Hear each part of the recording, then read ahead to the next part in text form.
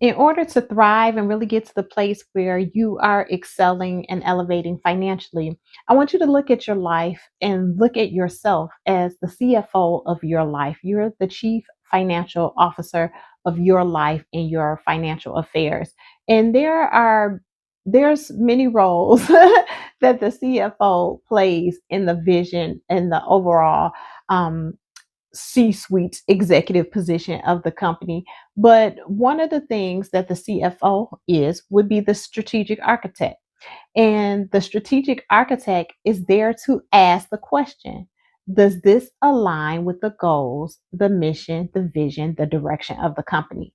So we are to set our intention to make sure that our goals are in alignment with the company's direction, right? So have you set your vision?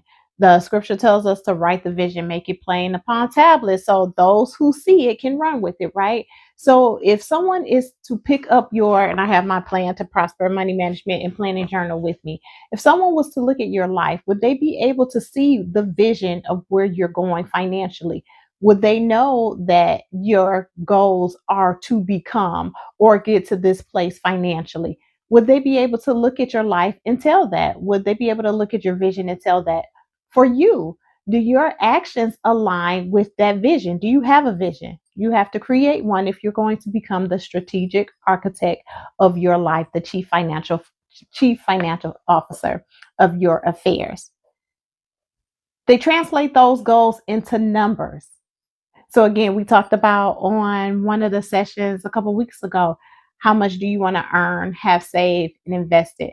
What are those numbers? How do we work to achieve those numbers? What goals do we put in place so that those numbers become a reality? They're not just something that we dream about at night.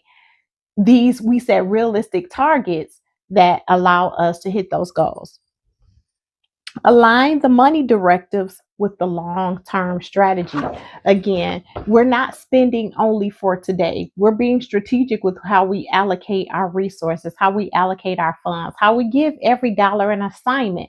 We're strategic. We're not spending all that we have now, not preparing for our future. So we have to think about what are our long term financial goals? What are our long term investment goals? What do I want to have saved in my retirement or golden years? You may still work and do what you love, but you may not want to do it with the same intensity or the same committed amount of time that you're doing it right now. Maybe you work 40 hours a week, 50 hours a week. Maybe you'd like to scale that back. Maybe you would only like to work 10 hours a week and spend more time traveling or spend more time with